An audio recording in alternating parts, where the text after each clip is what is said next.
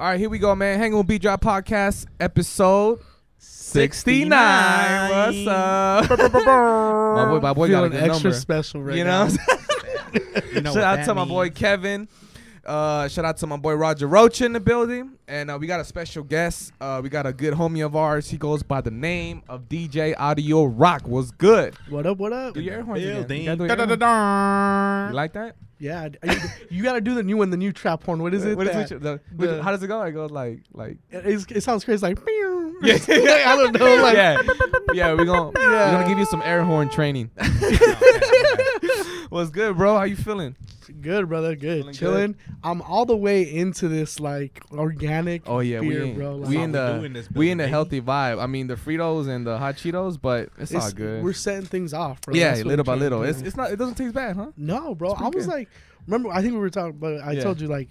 I was skeptical at first, but then I was like, yo, that's actually pretty good. Nah, shout out to Demo. He's actually the one that told us to try the organic. I don't think Roger's a fan of it, though. I'm not gonna lie. I gave him one. He's like, no. This doesn't taste right. Taste right, baby. But I don't even drink like that no more, so. Okay, see? I like You're that. like, is this flat apple juice? Yeah. What is that, apple cider? What kind of Minute Maid shit is this? But we feeling good, man. First of all, thank you for stopping by. You're a good homie. You know what I'm saying? You've always been solid. So, in every episode, we always do the same shit because we want everybody to get to know who you are. So let's start from the jump. You know what I'm saying? Like, where city you from? What got you into DJing? And we just glide from there, bro. Cool. All right. Okay, so from West Covina, California. Been there, man, I feel like my whole life. Like, it's funny. Like, I feel like growing up, you start really growing up somewhere when you're like 12, 13. Mm-hmm. And that's when my family moved to West Covina. So I feel like I've been there my entire life. And I started DJing. I like to break it up because I feel like there's stages, like there's levels to it. So I started DJing when I was 16. I downloaded like this like free program. It was called Mixmeister. Okay. It was Mixmeister, and it was a free program. Like, it would like literally every 5 minutes would be like, this was recorded in Mixmeister for the full version, blah blah blah blah blah. Right? And so I started with that, and then kind of my parents kind of seeing interest into it, they were like, yo, I'm like, maybe you should try like doing this for like house parties and stuff. So at 17, 18, they bought me what I like to call the Paisita box. Yo. The two, like this Newmark CDN 88, an American Audio mixer, and like a gang of lights. Like, yo, isn't that what Oso bought? Isn't that the one he said that he bought? Yeah, bro. Like a gang, like so many lights. Like I had lights for day. Like, don't call me a DJ at that point. Call me a light technician. Yeah, you were the light guy. Yeah. So they bought me that, and Wait, did you go when they bought you that, they bought it, or did you go to the store? So I went, but my big thing at the time was getting an iDJ. It was the iPad DJ thing. Yeah, the iPod thing. Because I thought that thing was like the dopest thing. I was like, yo, I could just put my iPod on there and just DJ my music on my iPod. So that's what I wanted. But they were like, no, this is a little bit more professional. So not professional at all. But I started doing like a couple house parties for like family members. And I did like, I was in a youth group growing up, and I did a couple events for my youth group. And when I want to say I turned like 18, 19, I showed a little bit of interest more into like getting into club scene. And so my dad's homie, Ryan, shout out to him, was like, yo, I got a pair of these turntables at my studio. He was like trying to do music at the time. He's like, I got these pair of these turntables at the studio. Like, they've been sitting there for a couple months. Like, if you want them, they're yours. Yeah. And I was like, yeah, man, like, bring them. Like, I'll check them out. Like, I don't know what they are, but shoot them. It took a couple months to get them from him. And then when he brought them, they were these like beat up silver turntables. And I was like, whatever. Threw them in the back seat of my car. And me and my dad pulled up to the shop in Whittier called DJ Pro Shop, who was ran at the time by DJ Vibes, Edgar. Pull up with my American Audio mixer and these two turntables, and I'm like, what is this? What do I got here? Yeah. And he was like, bro, these are techniques. And I'm like, okay, what am I supposed to do with them? Go on. And he's like, bro, like these are like industry standard turntables. Like, you know, you just gotta clean them up and you know, like, let me redo the wiring on them and stuff like that. So he had them for a couple weeks, like redid everything. Did not tell me about Serato though. No. So I was like, okay, like I picked him up from him and I was like, okay, so I gotta buy records. Yeah. And then he was like, no, you gotta buy this program called Serato. And I was like, well, what's that? And he was like, yo, it's this, that. End up buying Serato. And then from there, it was just kind of like, it was on. Yeah. You know, like I started DJing, just at home, practicing like crazy. And then I started doing house parties in West Covina, like after high school, which was crazy because like all my high school homies would still have these big parties after high school. Yeah. Right. Had started DJing with my homie Andrew, and one day I ran into my homie John, and he was like, "Yo, dude, I haven't seen you since high school. Like, I didn't know you were DJing." He's like, "I'm a promoter at this club," and I was like, "What club?" And he's like, "Canton Bistro in the Inland Empire." And I was like, "Okay." And he was like, "Bro, I can get you a set." Excuse me. I was like, "All right, run it." Yeah. So that was the first club gig I ever actually did. It was the EDM room, like 11:30, and bro, like I did it, and then that night went really well. The promoter was like, "Yo, you're actually a decent DJ. Yeah, like I want to bring you out a couple more times," and he did. But bro, like that period of DJing was the most difficult time of like taking L's as a DJ as I can, bro, because the guy that I was working for, the promoter was just like a straight like dick, bro. Like, oh, he didn't like you or what?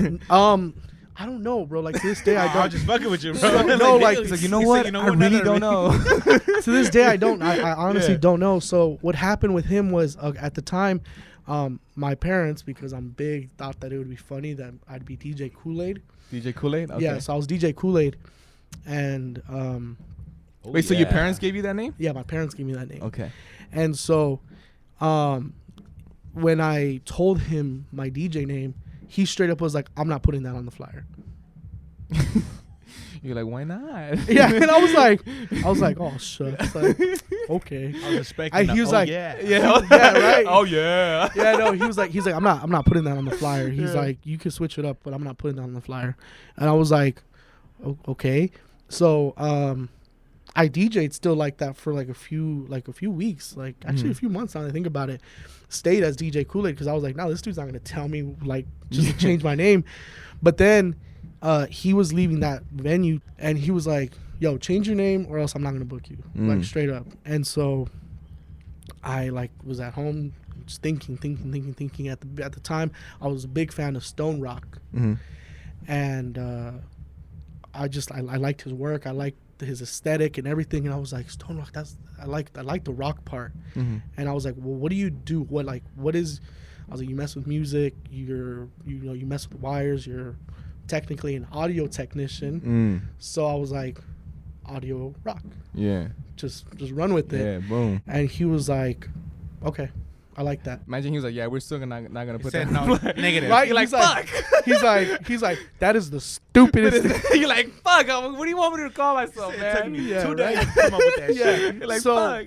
So he was like, I like that. And the funny thing is, to this day, I'll still remember he was on speaker and he said, I can imagine that being like in a Vegas club. Like I was like, oh, okay. You know, okay, you cool then. So he started booking me and my boy John. Bro, there was days where I would feel like I killed it. Like I felt like I fucking killed the club. You feel me? And I'd be like, yo, you're like, how'd I do? And he'd be like, I was fucking whack, bro. And then I was like, bro, like everybody was like hands up, like you're like everybody was singing. So this is how we do it. And then he was like, because he was a DJ prior, and he was like, you know what I would have done? I would have done this. I would have done that. Blah, blah, blah, blah. And I would have been like, oh, I can't do that. You know, like, give me some time. Yeah. But it built a character in me, bro. Yeah. Like real talk. Like it definitely like where it was like I could handle like dealing with promoters and being like kind of brushing me off. So how did you, after all that shit that was going on, what kind of kept you kind of going to keep to the next step? So at the time, me and my homie John linked up with another homie from high school, named at the time his name was DJ Beat Crazed, and we started like a little crew ourselves called Audio Crazed. Audio Crazed, okay. Yeah, which thinking back, I was like, that is a horrible name because it was a mixture of my name and his name, and originally it was supposed to be like a DJ duo.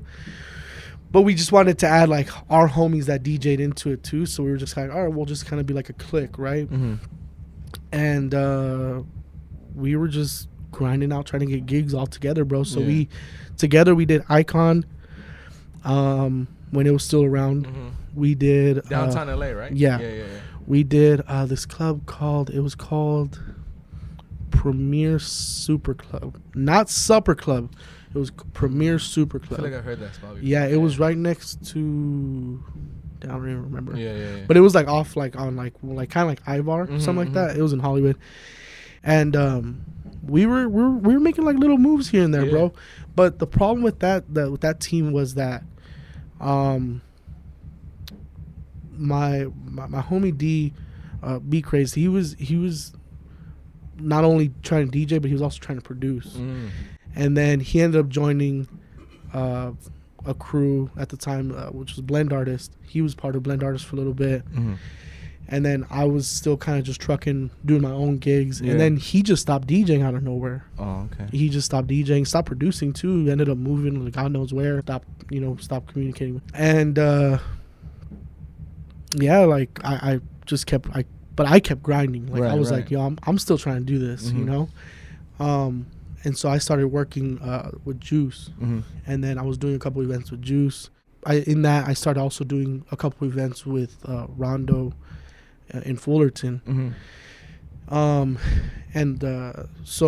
the way I started working with Juice was with the whole audio craze thing. The way I started working with Rondo is I'm gonna spear this dude in all the way. It was Vinny Mac. Yeah. Vinny Mac was Vinny Mac. Shout out, man. Yeah. Vinny Mac. Definitely, I'm gonna tell you right now, he's got to come on here, bro. I'm gonna hit him up. Vinny, man, that's the dude. That's the dude right there, right, bro. Man, I'm gonna hit him up. So, Vinny was working with Rondo and the Takeover when they were kind of at their infancy, and he was like, "Yo, there's these guys that they run this bar in Fullerton, and they run this other bar, and I think it's Whittier or something like that." They're cool people, like come through and try to get a date out of them.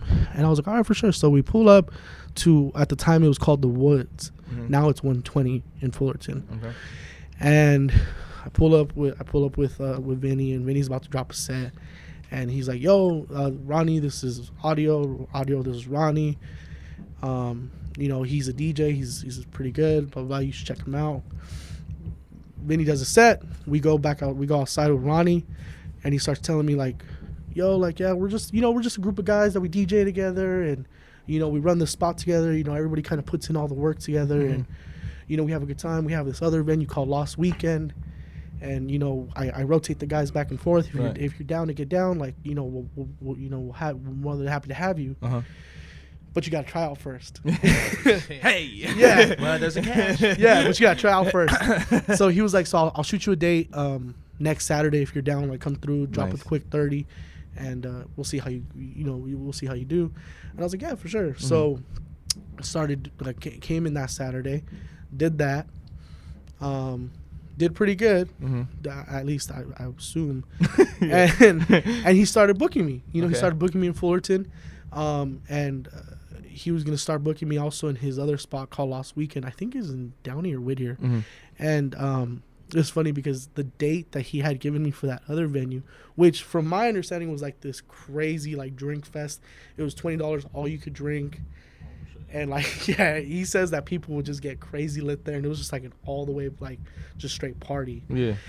The week that I got booked there, they ended up losing like their liquor license or something like that. So he calls me and he's like, hey man, I got to cancel. I'm so sorry. Like, he was super apologetic. Yeah. And this is me looking at this guy as a promoter, Rondo. I'm thinking this guy's a promoter. So I'm like, why is he so respectful about this right now? Like, most promoters, they'd be like, too bad. You know, he lost the gig. So, Yeah. so he canceled on me, and he was like, my bad, bro. Like, I'm so sorry, blah, blah, blah. He's like, if you want to pull up to Fullerton, like, and you still want to drop a set, like, bro, you're more than welcome to, blah, blah, blah. And I was like, no, it's cool, man. Like, don't worry about it. And I was like all the way like ready just to be like, yo, I'm done DJing. Like, and at the time I was also going through like a lot of like life stuff. Like I had gotten like my license suspended. I had did the jail thing, which I'll bring up in a sec. And so the next day, I'm chilling at the crib, and Rondo hits me up, and he's like, hey man, how you been? And I'm like, good. What's up? Yeah. And he's like, so check this out, man. I've got this venue. It's right down the street from the woods. It's like brand new. Owner's kind of, you know, he's a little strange. He kind of wants to do this 90s thing, but I don't think it's gonna work. I think we gotta hit it with like hard like hip hop and house music, and I think he would be a good fit for it. Like, would you be down to be a resident? You know, I'll book you every Friday night or Saturday night, you know. And I was like, yeah, bro, let's do it, you know. And he was straight up. He was like, I can't pay you much. He's like, he's like, the budget's gonna be crazy low because it's a brand new spot. And I was like, bro, let's just like, I'm down. Yeah, just you know. work. Yeah, because at this point, I was just like, I just need something to keep my name relevant. Yeah. You know, or somewhat relevant. You know. Yeah. Because at the time, I was still a scrub in the industry. You feel me? And so he was like, all right, man. He's like, next Friday you're on. So it was crazy because I got booked the Friday, and then Vinny was on that Saturday. So me and Vinny were kind of like the residents for a while. And then Vinny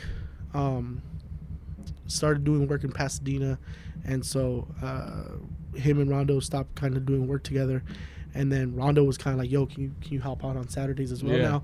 And I was like, yeah, for sure. Fuck it. So, bro, it was to the point, dude, where I was getting phone calls like at 11 o'clock at night, and Rondo was like, yo, I forgot to book somebody tonight. Can you come in? Oh, shit. He's like, I'd be like, yeah. And he's like, can you be here like in 30 minutes? I'm like, dude, I'm on my way right now. Damn.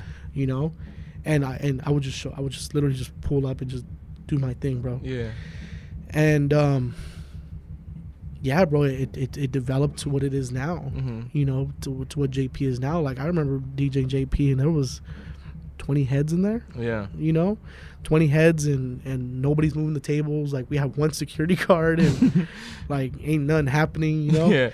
And I remember the biggest event we had at that time was we had it was a Halloween event, and it was huge, bro. Like the place was popping. Yeah. And I mean, at the time, now looking back, it was probably only like 100, 200 people in there. Because JP is big. I mean, you've seen how big it is. So, yeah, and it was popping, and I remember telling Rondo, like, yo, I think we can make this happen. Yeah. I think we can make something with this. Right. And he was like, yeah, bro, let's let's try it, you know.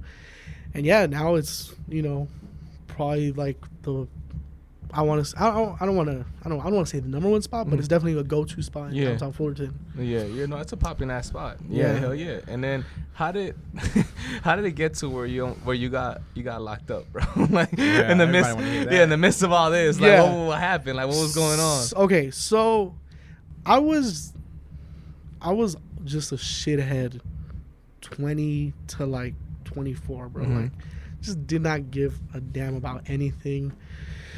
Like all I wanted to do was DJ, right? So I was making pretty good money. I was working in the dental field, and at that age, working in the dental field, I was making close to like anywhere between like $2,000 and $3,000 a month, bro. And so and living at mom's house. Oh, you know, she's not paying. I'm not paying any rent. Yeah, I got a brand new car. I'm just running red lights like crazy, bro. Yeah, just straight. And this is when the camera lights were real big. And so, do those still work? Yeah, in Convo, in certain areas they still work. Like certain areas are still a thing. Oh well, shit. But good to know.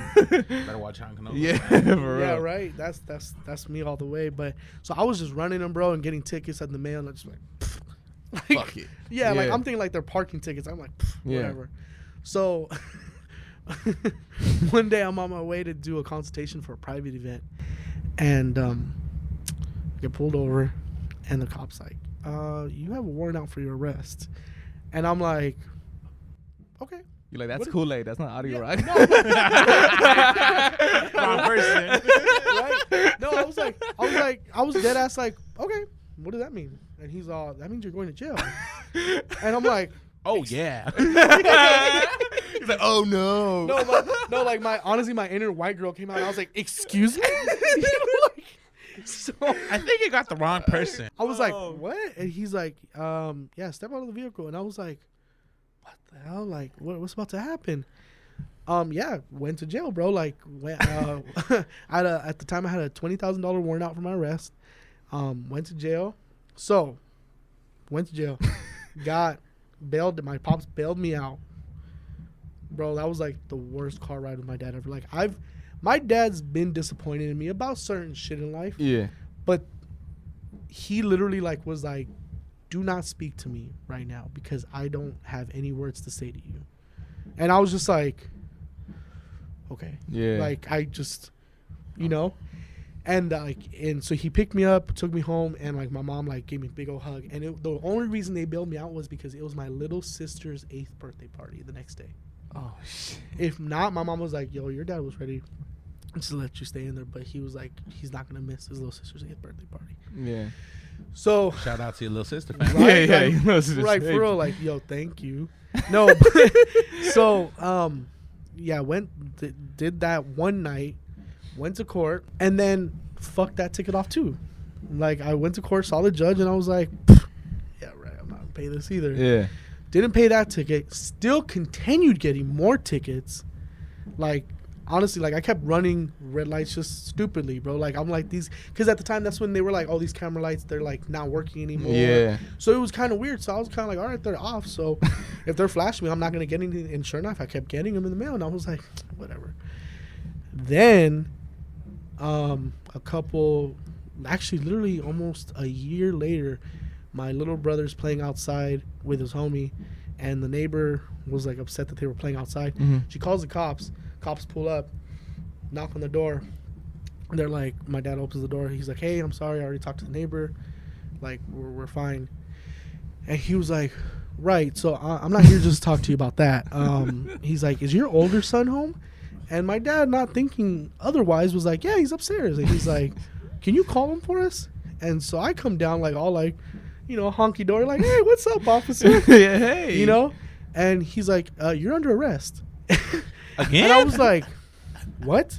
And then he's all, yep. And so my mom's like, no, wait, he went to court. Like, everything's fine. Yeah. And he's like, look, he's got unpaid tickets. He's got failure to appear. He's got just, like, he just read it all out. And he's like, and on top of that, he's got a $90,000 warrant out for his arrest.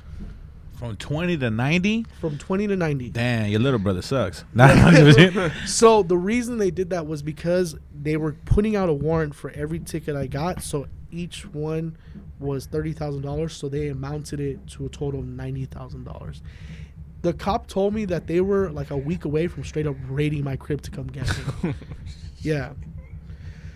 Go to jail. Damn. Go to jail. So you know how bail works, right? I don't. Okay, No, so the way bail works is it's 10%. You can get bailed out. It's 10% of whatever your warrant is. So $90,000 is $9,000. Fuck. So I called my dad. I was like, "You running that $9,000 or what?" Yo, you got that 9K with you? Yeah. What's up? And he was like, "No, you're staying the fuck in there. Like, ain't no party this Sunday. Like, you good." Oh, and so I shit. stayed a weekend in jail, and I was like, cool. Come Monday, I'm going home. Fair enough. Went Monday, saw a judge, and he was like, you're serving 365 days in county prison. And I was like, did he just say 365 days? Yeah, in wait, county what? 3? 6? Or 5? I couldn't hear, or 5. I was like, so you meant 3 days, 6 hours, and 5 minutes, right? No, he was 365. And so the reason, so I had, at the time, they had us talk to one of those, what do they call, like, the attorneys in the, Yeah. And so she comes to like the holding cell, and she's like, don't fight it, just take whatever the offer they give you. Like, what do you I'd be mean? like, fuck that. And I'm like, yo, aren't you supposed to be on our side? She's like, yeah, but I gotta go do some shit right now. She's like, yeah, but it's almost lunch. And like, yeah, haven't ate all day. We got time for that. So I was like, So I'm like, okay, 365 days it is. And it was crazy because my whole family was sitting in the, in the seats. And I look at them and I'm just like, She got to go to lunch. Like, yeah. I was like, I don't know. Yeah. So I go back downstairs to the holding cell, and it's like 100 guys in there in the holding cell. Mm-hmm. And there was this one Russian dude who I know was in there for attempted murder because I heard him talking to his attorney on the phone. You're like, I heard it. And he was talking about like, I didn't do it, blah, blah, blah. And he sees me just all like weetado. He's all, what's up, man? And I'm like, dude, the judge just said I'm doing 365 days for fucking running red lights. And he's like, 365 days? And I was like, yeah. He's like, how many days you already do? And I was like, well, 4. And he's like, so that's 8. And I'm like, okay, that's still 8 out of 365 days. Yeah. And he's like, nah, bro. He's like, you only do 10% in county jail. He's like, that's 36 and a half days minus the 8. He's like, you're looking at like 27 days or something like that. And then he's like, and then those are 2 days each. So you're looking at like 14 days.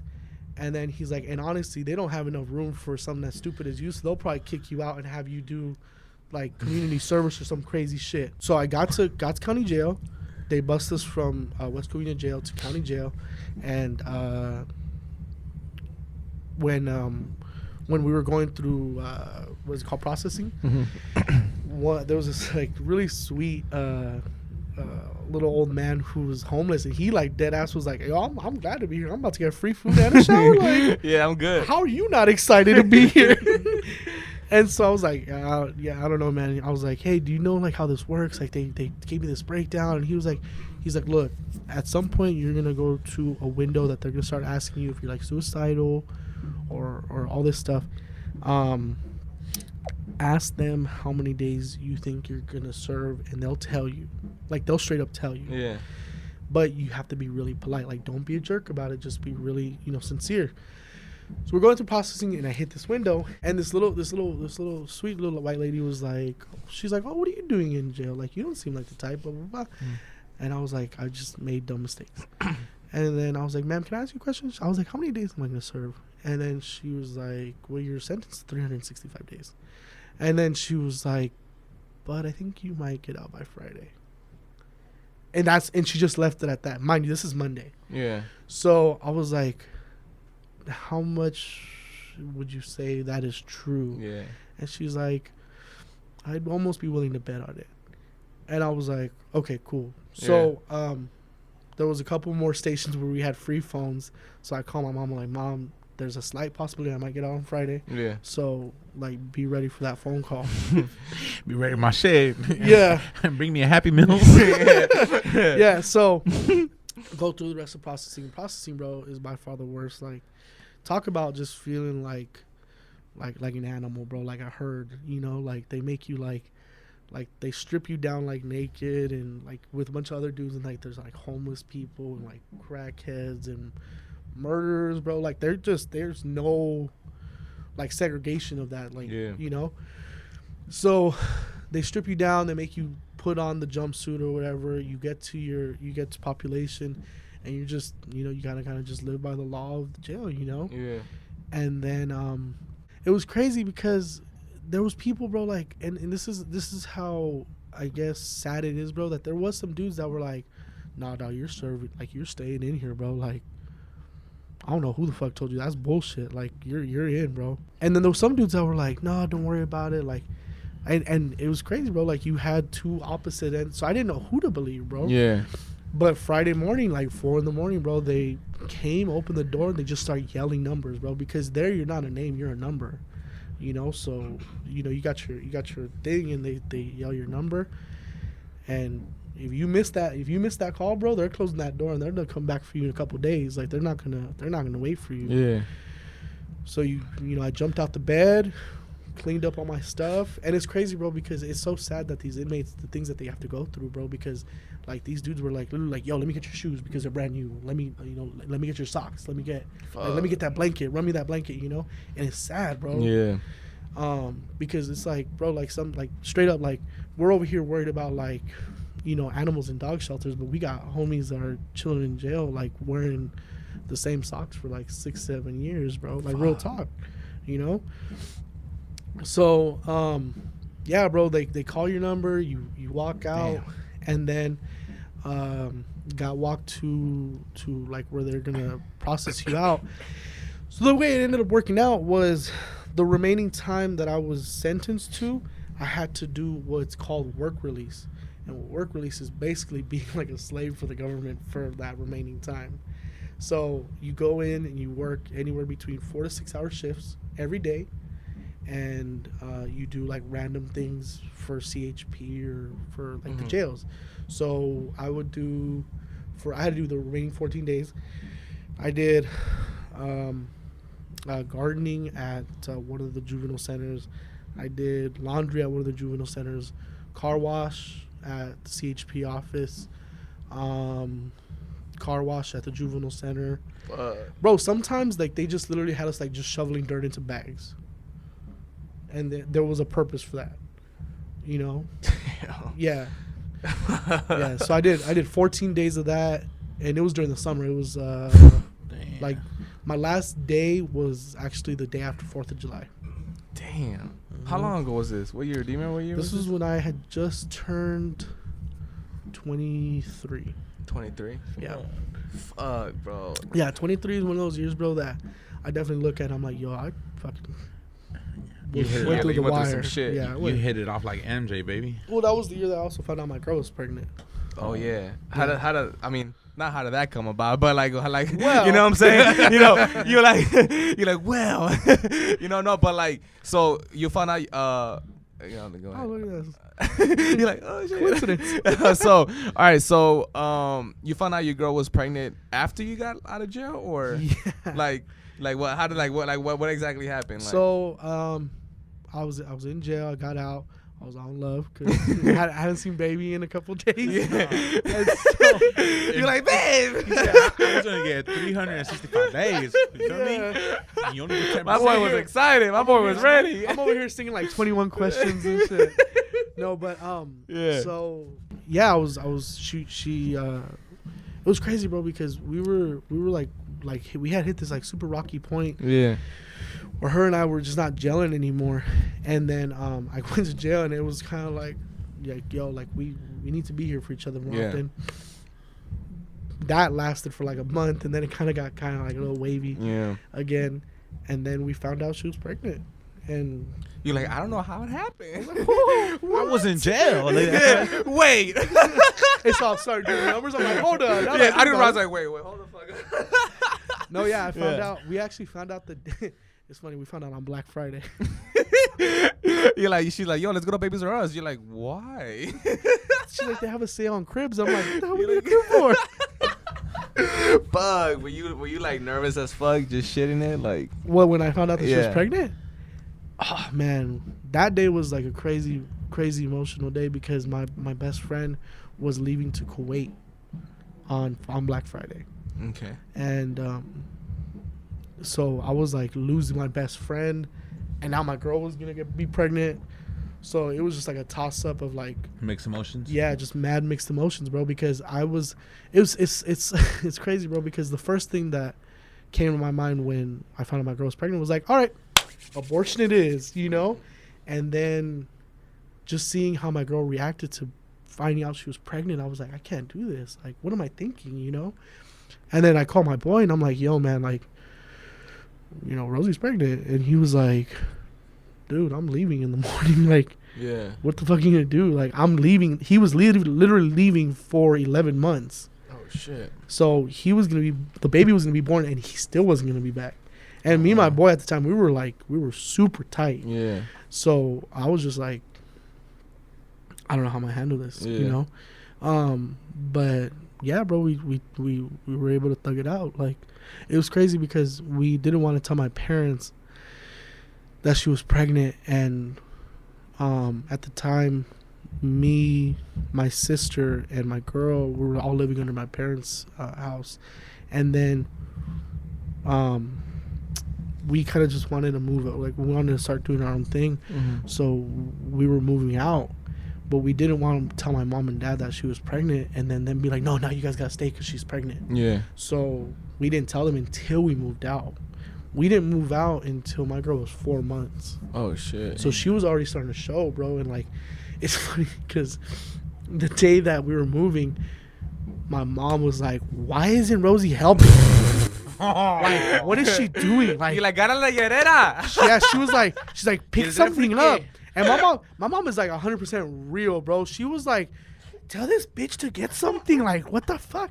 And I was like, Mom, like, just leave her. And so my sister knew what was going on. And my sister knew what was going on too. Like, she knew she was pregnant. So my sister was like, Mom, just leave her alone. Like, like, it's fine. We've got it. And then my mom was like, oh, fuck no. Like, if you guys need to move out with her, like, she's got to help out around the house and blah, blah, blah, blah, blah. And Rondo's going in. Yeah, all the way, bro. And it's funny because now I think about it, I'm like, you know how like say like hormones, like female hormones, like they when women are pregnant, they act different and stuff like that.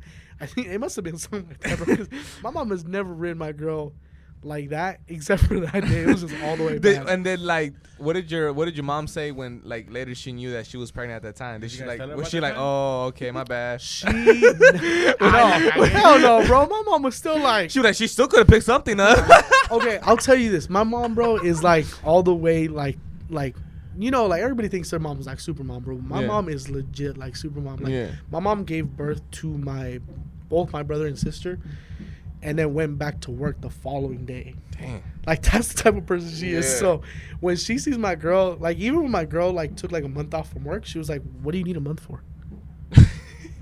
She was like, well, I want to get to know the baby. And she's like, you're about to spend the next 18 years of your life with this little kid. Like, you'll get to know him eventually. Yeah. You know? Yeah, she was like not forgiving. She was like, yep, well, you should have still helped out. Like, what do you want me to tell you? We could have finished faster. Yeah. Yeah, right. And then around that time, how was like your DJ shit going? Was it pretty busy or was it just kind of like... It was crazy, bro, because that's when I was really starting to work a lot with Rondo. Mm-hmm. And so mind you, now I have no car because they had impounded my car from all my license issues. So my sister was rolling to every single one of my gigs with me. Wow. Everything, bro. Anything that I was like, and even those days where I was like Ronnie would be like, yo, I need you here in 30 minutes. I'd like literally go knock on my sister's door and be like, hey, I gotta be in Fulton in 30 minutes. And she'd be like, fuck, really? And I'd be like, yeah. And she'd be like, all right, hold on. Damn, she'd be real for you, bro. Me and my sister, like, it's funny, bro, because it still gets me right now. This is the first year that we're not living together, like her and I, and bro, it fucking bugs me, bro. Like, it's like here bugging me, bro. Like, because I'm used to seeing my sister every day. Yeah. You know, like my entire life. So when she obviously got married and obviously she's gonna move in with her husband. You're like, can I still live with you guys? I was like, yo, you want to still move in? I was like, where's my roommate? You're like, well, I don't see my room anywhere. Yeah. No, bro, like she was like, they moved out, and I was like, wait, you're really leaving? And and she was like, yeah, like we got a place, and I was like, well, what the fuck am I gonna do? Like, and she's like, bro, you got 2 kids and a girl, like you're fine. And I was like, no, but like, what if I need a ride to a gig or some shit? You know? But yeah, no, bro. At the time, my sister was all the way like rolling with me to every gig, like anything. Like there was she actually came down with swine flu when that was a thing, and the night before she went to the ER for that, I was DJing the spot in LA, and she drove me to that gig and slept in the car while I was DJing. Damn. That gig. And then, a real one, and then the next day she was like in the ER, and they were like, oh, she's got the H something virus. Fuck. Yeah, and then my mom was like, isn't that swine flu? And they were like, yeah, it's like a low form of it. And they were like, I was like, yo, you were in the car last night, like you could have like you could have passed out and I would have never. And she was like, it was fine.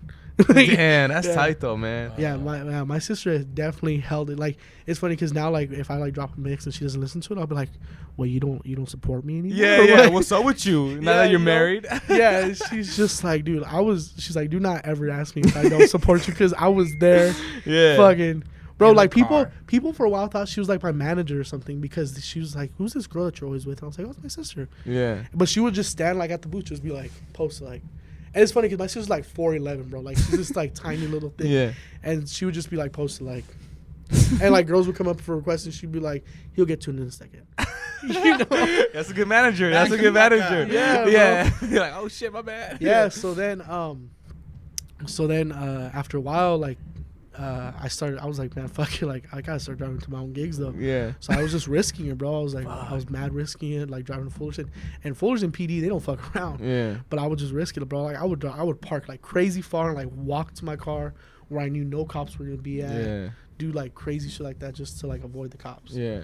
Yeah. Damn, that's fucking crazy. Shout out to your sister, man. She's a real one, man. Yeah, bro. All the way, like just held it down. Yeah. And then while you were doing this stuff with Rondo, like, how did the whole like takeover thing became the thing? You know what I'm saying? Like, was that already established with him or? Yeah. Okay. So the takeover thing started in 2011 with him and E-Rod. Mm-hmm. And originally it was supposed to be like, from my understanding, it was supposed to be like a rental company with like DJ services for like club and private events. Okay.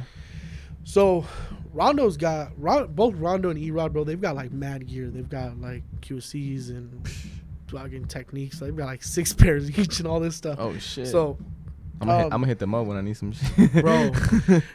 So yeah, they were doing their thing, Mm-hmm. and then circle back real quick when Mini Mac introduced me to them. You know, I started doing work with them. And then when I started doing work with them full on at JP, Rondo just really, I feel like, took a liking to me. Like, Mhm. I think, you know what, I think I've asked him this before, and one thing that he always says was like, you were always consistent. He's like, you were always consistent. You were there when I needed you to be there. And that was my thing, bro. Like, I was like, yo, if I'm gonna do this, I'm gonna do this 100%. Yeah. So he would, you know, like he was doing like, we tried to do like the whole Sharkies thing. Mm-hmm. And you know how, I don't know if you've ever worked for Sharkies, but they like try to get you like on this like party bus system or like this like bring people and like, you know, we'll keep bringing you back if you bring people. And we were trying to do all that. And I remember having a conversation with him and I was like, yo, like, bro, I think we could do so much more with this. You know, like, I think that with Eric's or E-Rod's talent in aesthetic and the way he makes things looks, because I don't know if you ever actually looked at like our flyers or like our marketing stuff, but bro, like E-Rod is a fucking like, this dude is just like Einstein in Photoshop, and he just makes shit look like, he makes everybody look like a celebrity, bro, like in my opinion. Yeah. With his aesthetic and Rondo's like gift of just like talk, bro, like this dude can like, I feel like he could just talk to anybody and they'll be like, yo, this guy's a nice guy, you know, because he genuinely is. He's a good dude. Right. Yeah, like I feel like with their two just strengths and my strength of DJing, to be honest, I was like, I think we could develop this to something more. And Rondo was kind of like, yeah, I think so too. Mm-hmm. But it was kind of like, yeah, I think you're right, you know?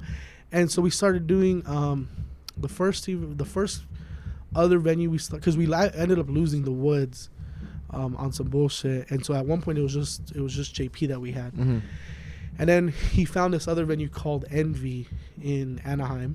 And he was like, yo, I want you to be like the point on this. Like, you know, you're booking the guys, but that venue is like in a residential area, like, and it was like a banda club before. And you know how some of these clubs that have done banda for so many years, they can't break, even if they rename and rebrand, they really can't break that mold. Because you feel like locals already kind of think that's like been the spot to go to. That's the spot for that. Nice venue, but it couldn't break that. It couldn't break that mold. Mm-hmm. So we were there for like, I want to say 6 months, and then we ended up going back to Fullerton, doing this spot called Divine, which is like this Mediterranean restaurant. And at one point we were actually doing Divine, Envy, and JP, and it was just a lot to handle, bro. Like there was nights where I was leaving without a car, mind you. I would meet Ronnie in Fullerton, set up at Divine, because that club was a setup breakdown type of situation. So you had to set up the system, break it down every night. He would drive me to Envy. I would stay at Envy the entire night. and then I would get one of the DJs from Envy to drive me back to Fullerton to break down Divine, and then I would like Uber or Lyft home. Damn. Yeah. Fuck. So A lot of back and forth. yeah, bro, and so from Fullerton to Envy, it was like a good like 20-25 minute drive. Mm-hmm. So it wasn't like something that was like super close. It was a decent distance. And I think he saw that, bro. Like I think he saw that I was like just like fuck, I'm just gonna thug it out. Yeah. You know what I mean? And I never complained, never really expected more because I just, like I said, I just wanted to be relevant. Like, I wanted to DJ. And then I had started working. This was like towards the tail end of doing Divine. I picked up a job at Pro Sound and stage lighting, and I was there for like, I want to say like a year and a half. Lost my job there because it was sales, and I'm not that type of person. Like I can't sit here and just bullshit you on some prices. Like I feel bad. Yeah. You know, so I just couldn't cut it, and then. They needed a resident at JP, like a full like 5 day a week resident. Oh shit. And Rondo was like, "Yo, like, I think this would be a good spot for you, you know, if you want to do it." And I've been doing it since. This is now going to be like my third year being the resident at JP. Damn. For like 5 nights a week. Damn, that's crazy. Yeah. That's dope. And for people that like when they see the takeover, like what is it? What do you guys describe to them? Like what would you guys say it is? Like for people that don't know what it is. It's always the new wave. The new vibe. Yeah. No. Okay, so the takeover. What is it exactly? It's a management media promotional company. Boom. That's the gist of it. Management is kind of like our forefront. That's like our main focus. At least mine and Rondo's. Yeah. Is the management, you know. So between myself and Rondo, we like handle scheduling, and honestly really not even me, bro. Like I feel like I assist in the decision making, but he ultimately makes the final say. Yeah, so Rondo will hit me up and be like, "Hey, so we have Mansion, and I have, you know, Fuse is available this date and Medic is available this date. Who do you think would be a best fit for what date?" You know, and I'll be like, "Okay, let's do this or this," you know. And if he doesn't vibe with it, he'll be like, you know what, I think we should do it the other way. And I'll be like, okay, that's fine, you know. But he'll obviously call me to, you know, see how I feel about it. Yeah. And then E-Rod and Skits are like the media side of things. Like I said, bro, E-Rod is like a fucking genius when it comes to like aesthetic. So he handles like all the promo stuff, you know, like even to like this shirt, bro. Like he made the shirt, that's you know tight. What I mean? And Skits is super good behind the lens. You know what I mean? Like that dude can shoot like anything, bro. Like so he handles like all our promo videos.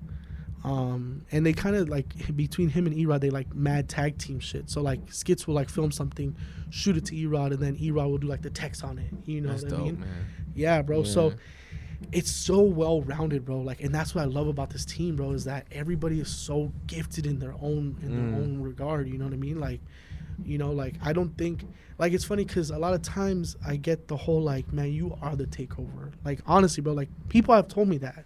They've been like, yo, like. I mean, even earlier you kind of mentioned like, yo, when I think takeover, you're the first person that comes to mind. Yeah. But there's so much that these guys do behind that, bro. Like, you know what I mean? And that's the thing is that there's been times, honestly, bro, where people have been like, yo, have you ever thought about leaving the takeover? And I'm like, yeah, of course. Of course I've thought about it. But then I'm like, I don't know what I would do without these guys, though. Yeah. You know, like, I don't know where I would go because, like, if I need, like, a flyer done in, like, 30 minutes, I could just, yo, E-Rod, I need a flyer, like, in 30 minutes, bro. And he'd be like, got you. You know, or, like, a promoter sending me up about, you know, like, booking me. And I'll be like, yo, Rondo, yo, this guy's hitting me up about booking me. And he'll be like, all right, send him my way. You know, or, like, I need, like, a quick photo. And I'll be like, yo, Skits, bro, like, I need some pictures real quick. And he'll be like, all right, I'm on my way. You know, so it's kind of like I can't, you know, I can't do without these dudes. You Yeah. feel me? No, and honestly, man, shout out to your whole squad, cause even when you guys have booked me, like you guys are always like super dope and like make us feel good. You know what I'm saying? And you guys got a good team, man. Like for real, like. Yeah, and it's so much like it's so much become like a family too, bro. Yeah. Like, you know, we like for like birthdays, we turn up together. You know what I Yeah. mean? Like, we celebrate everybody. Like, bro, like when I got on like Power, like, bro, like it was like a mad like celebration for me. Like everyone was like, yo, fuck yeah, bro. Like, That's dope, man. you know, because it's not just elevating me, bro, but it's also a good look for us. You know what I Yeah. mean? So like they were like, yo, man, like you know, good job on doing your thing. You know. No, that's dope, man. And Yeah. how do you feel overall, man? Like you feel like you feel pretty good about where you're going and shit. Like you know you just mentioned that you got hired at Power, so obviously congrats to that. You know, Yeah. so how do you feel about like where you're at right now? You feel pretty good, like that you hit a few milestones along the way. Yeah, man. Like, bro, this year's been crazy. Like with everything. Like, I feel like this year the Takeover super like it kind of like blew up a little bit more than it did Mhm. last year. Like last year was a big year because last year we were able to pick up Fuse Medic. Shout out to those two dudes Yeah, who are by far like the most humblest guys ever. good dudes, man. Yeah, like They've both been on the podcast Yeah. too, man. Yeah, bro, shout out to and them. and yeah, like Fuse and Medic, like they're super cool, bro. Like, and it was an honor to have them, you know, Yeah. join the team.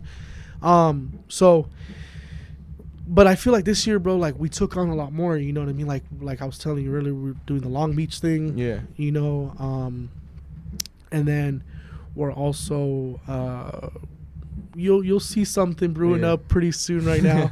Yeah. That I can't really talk too much about, but yeah, in the coming weeks, you know, just keep the eye on the social because you'll see it coming. But we're definitely making a move out of Fullerton right now. nice. We just picked up One Die, who's a DJ and producer from like most of his work's in Pasadena, Mm-hmm. but that dude is crazy talented. Like he's like the guru of Ableton, bro. Mm-hmm. So with the team, blessings, bro, like mad blessings. And then personally, like, yeah, bro, like Power, Mm-hmm. you know, like that was a big, like that was something, bro, that just I did not expect for me Mhm. to do, and I did it, and I'm like, whoa, like I Yeah. can't believe I did that, you Mhm. know. So that was one, and then right now, I've been working alongside DJ Smirk from DJ City on a Mhm. couple of just, you know, small edits because Mhm. I do some editing work, Yeah. and he's been like kind of like helping me, you know, get my stuff on DJ City. Yeah. And he was like, yo, maybe, you know, maybe in the future we could talk about maybe you being part of the DJ City team. That's dope, man. So just lining these things up, bro, is like it's Yeah. amazing to me. Yeah, and just building those relationships along the way. network is You know what I mean? Yeah, but bro, and that's the funny thing is like the debate is always like, yo, is it network or is it talent, you know? And it's definitely like the network is what's gonna get you to that position, and the talent's what's gonna keep you there, you know? Like I could sit here and talk for days about how good of a DJ I am, but if I can't prove that to you, Yeah. you know what I mean? Like, then what does all that mean? Or if you're an asshole too and shit. Yeah, you know what I mean? like over here walking in like, so the king is here. You know, like, yeah. you know, you can't do that, bro. And Yeah. there's some DJs in this industry that do, bro, and they end up falling off. Man. And I posted a flyer for people to ask you questions. I am DJ Nick. He said, how does he put in all the work he does and still manage to balance out his family? Yeah. Man, no sleep, Yeah. no sleep, literally Yeah. no sleep.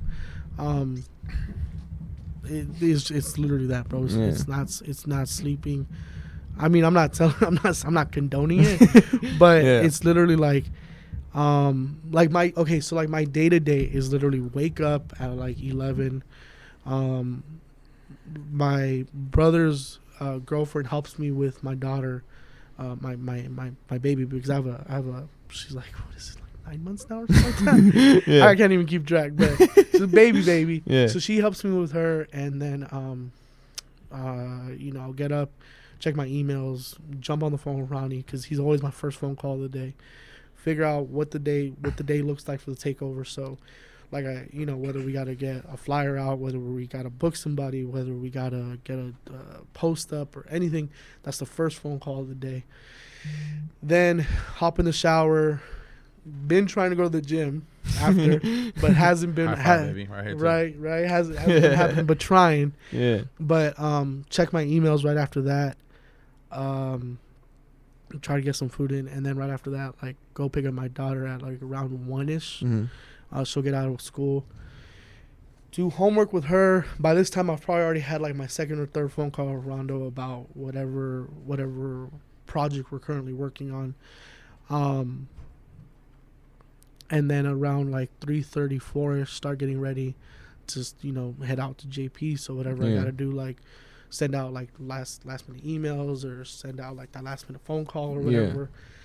6, 7 o'clock, I'm all the way ready. Girl pulls up.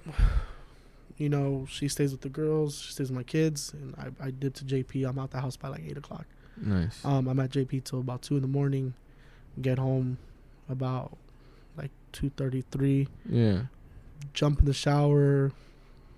Check any last minute emails that might have come in. Yeah. Watch some stupid YouTube videos and just pass out. Honestly, bro, I even sometimes pass out like my kitchen counter. A lot of times I'm just like mid email, just like just, and then I'll wake up and my girl will be like, "You slept in the living room again." I'm like, "Sorry, bro." Sorry about that. Yeah, Yeah. it's literally that, bro. Yeah. Like it's just like consistently moving, bro. Yeah. Like there's no stop. Yeah, gotta get to it, man. Gotta get to it. Yeah. And DJ Skis, he said, your top 5 artists in the game. You know what, bro? Lately, Tory Lanez has been doing some good shit. Yeah. Some good club shit. See, here's the thing: is I'm a club DJ, so I can't sit here and be like like this underground rapper or something like that. So I look at music in a different perspective. But Yeah. I've been feeling what Tory Lanez has been doing a lot in the club lately. Who else? YG's always doing good shit. Yeah. Man, Mustard he hit home run. Yeah, with he's this on last fire album, right now, bro. man. Yeah.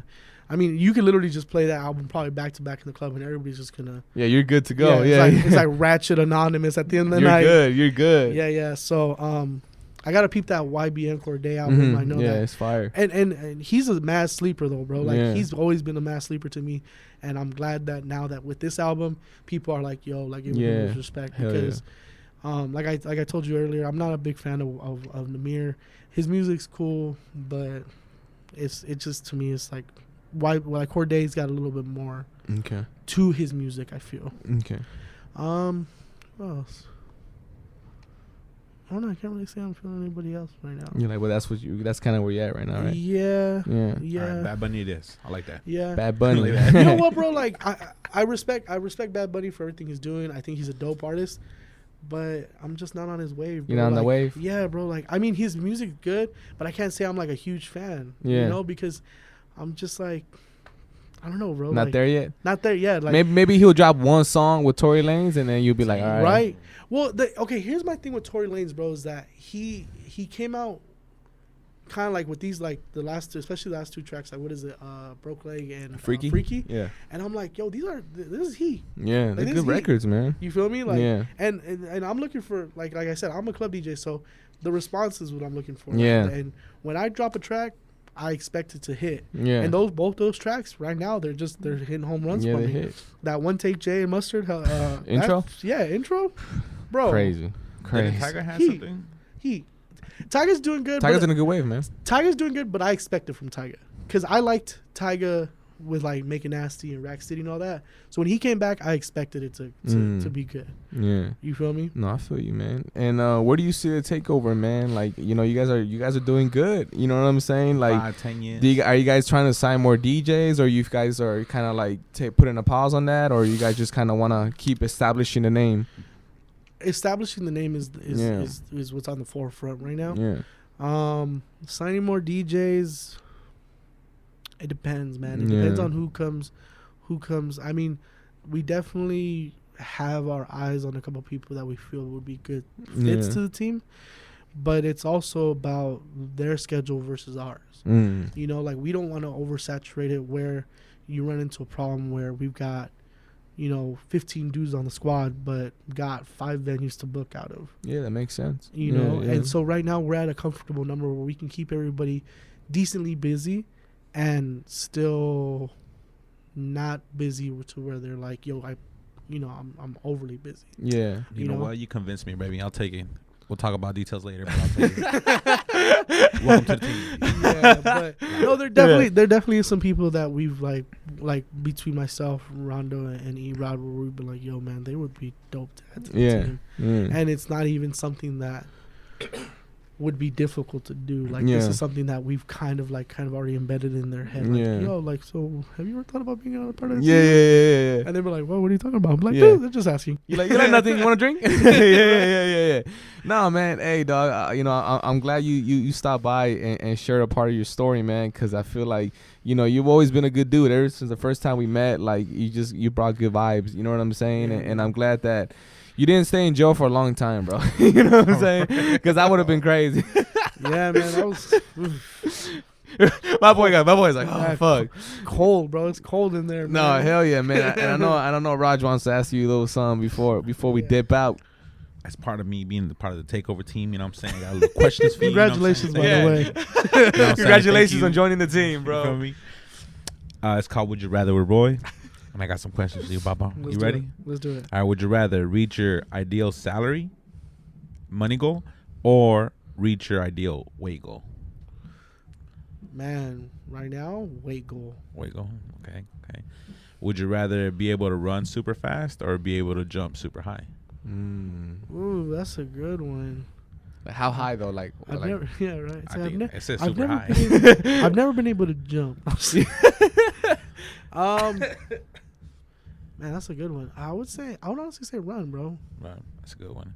All right, would you rather have all the money you get be double, or have access to the internet from your brain? Oh, that's an easy one. Yeah, money. Oh. Money. Audiorokk say, pay me, motherfucker. Yeah, bro, it's bill time. It's about to be the first of the month. Yeah, for real, bro. For 2 more weeks, For it's a real. wrap. Fuck, that quick? Yeah. Would you rather live in your favorite video game or live in your favorite movie? Live in my favorite. I feel like I already live in my favorite movie, so probably live in my favorite video game. Yeah. Okay. You like video games? Do you play a lot of video games? I don't, but the video game that I was like super into was Need for Speed Underground. Oh, that's so if I could be whipping in a clean yeah, whip, bro, like, you whip. I mean, you see what I pulled up in, bro. Next question. Would you rather be a billionaire for one day or be the president for one day? I'll be the president, bro. All day. I like that. Would you rather discover a cure for cancer or find out once and for all if God's real? Oh man, that's a deep one, bro. Yeah, that shit hit me too. I was like, damn. Okay, I can't even size that question up. I feel like me knowing if God is real wouldn't benefit the world. So I would have to say cure cancer. You're a good fucking guy, That's why I Audiorokk. fucking love you. For me, He's a good guy. this makes me feel comfortable. Yeah. On joining the team now. I'm in good hands, baby. Off state. Yeah. You know what I'm saying? Bro, we got the best band-aids, I'm telling you. You see, bro? All right. Would you rather get a new car every year or get a new house every 10 years? New house. That's a lot of moving. That is a lot of The moving. fridge and shit. New car, new house. Get the new Tesla. But you get the house. Look, you get a new car every year, or you get a new house every 10 years.